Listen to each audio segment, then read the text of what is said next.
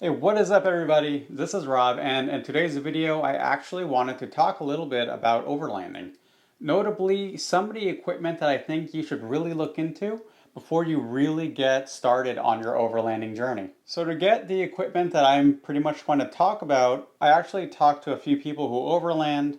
I talked to people who do it in both a heavy and light capacity. So, people who will really go out into the wilderness, go out there for a week or two or even longer at a time, and also people who just like to go out there just for a day or two. I really wanted to pick a lot of people's brains over this to kind of get a guide together on, what are the top items that are recommended for you to have before you go out overlanding for the first time.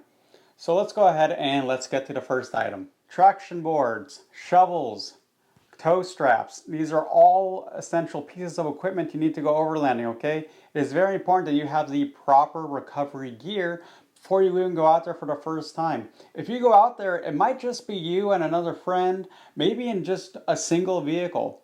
You need to be ready to get yourself out of a bad situation. For example, maybe your vehicle gets stuck in mud, without having to depend on someone else hopefully showing up to save you. Please make sure you have the proper equipment because you want to have it and not use it rather than need it and not have it. Okay? So please guys look into the proper equipment. I'm actually going to do a separate video later on what I have found to be some of the best equipment you should have, especially as a first time overlander. So go ahead and wait for that.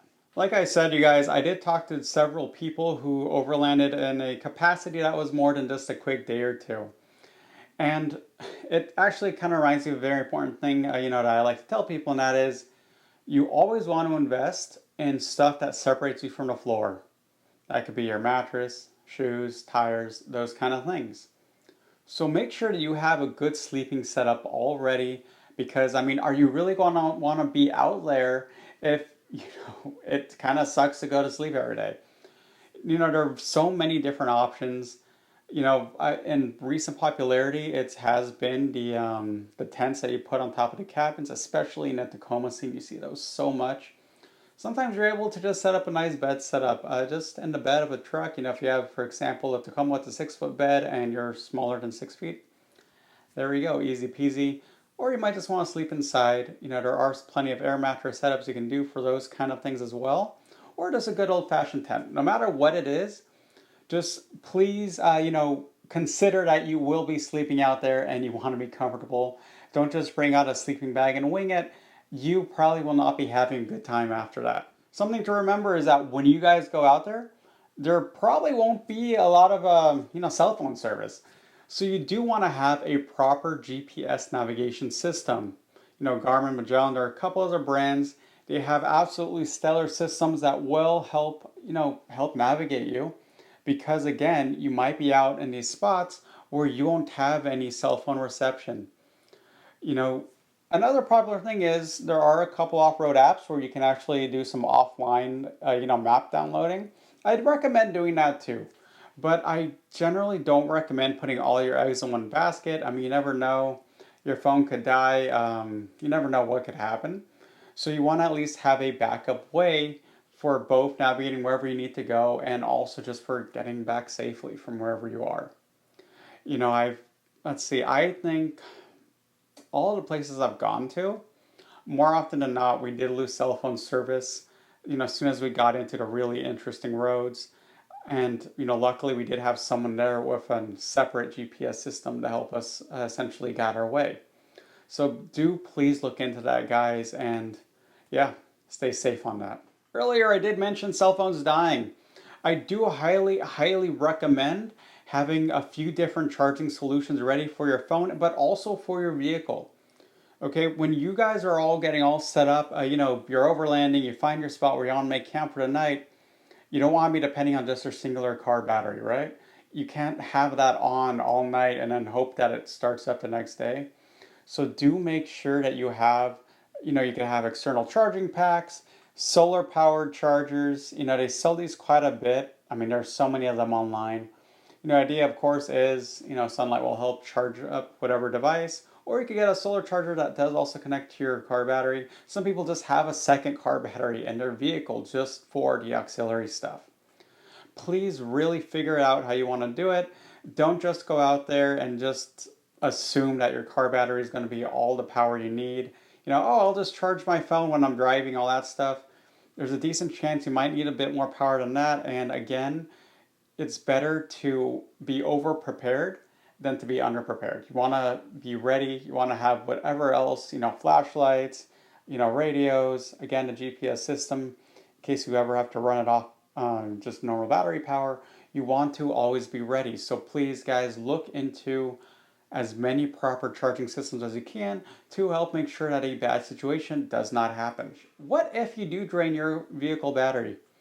You will also want to make sure you have a good charging system for your vehicle. You could have those small jump packs. They sell some nice larger ones. It will definitely hold a lot more juice. Just make sure you also have a way to start your vehicle in case the battery dies.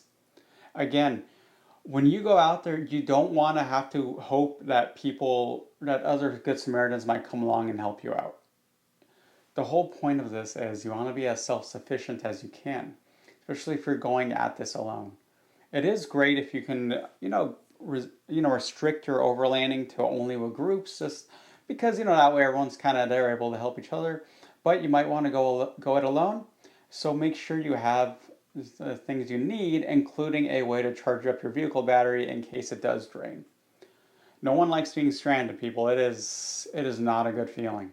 So this was the last item that I was told is, at least have this on hand when you want to go off-roading. And that is just a proper tool set. You guys, again, you're going to be out there. You want to be able to fix any issues you have. You might bang up an exhaust and need to just go ahead and just unscrew it off. That's fine. You might mess up your bumper. You want to either remove it or help refasten it or something. Have a toolkit, zip ties, all those supplies you need to fix your vehicle. This does also include items such as a jack and a jack stands because, again, you never really know what is going to happen out there.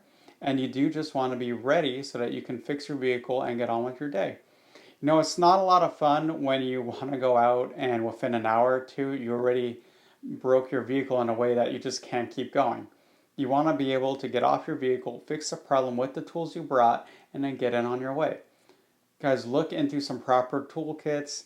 Of course, they sell a whole bunch that are probably more carrying involved, if you know what I mean. Maybe they have a nice carrying case.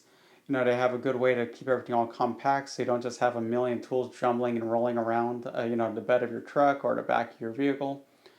So just look into having the proper tool set. And then with that, you can generally feel pretty secure knowing that if anything happens, you may be able to fix the issue yourself. So like I said earlier, you guys, everything that I just talked about, I was basically told, that these are some of those must-have items if you're going overlanding, essentially to be self-sufficient and to hopefully, keep on going on with a good day. Now, they might have missed something. I might have missed something while reviewing the notes I had from talking to them. And if so, guys, I love using these YouTube videos as a chance of discussion. Let me know down below what are some other items that you think you should have when you're overlanding. So go ahead, guys, chime in. And with that, guys, this is Rob, and have a good one.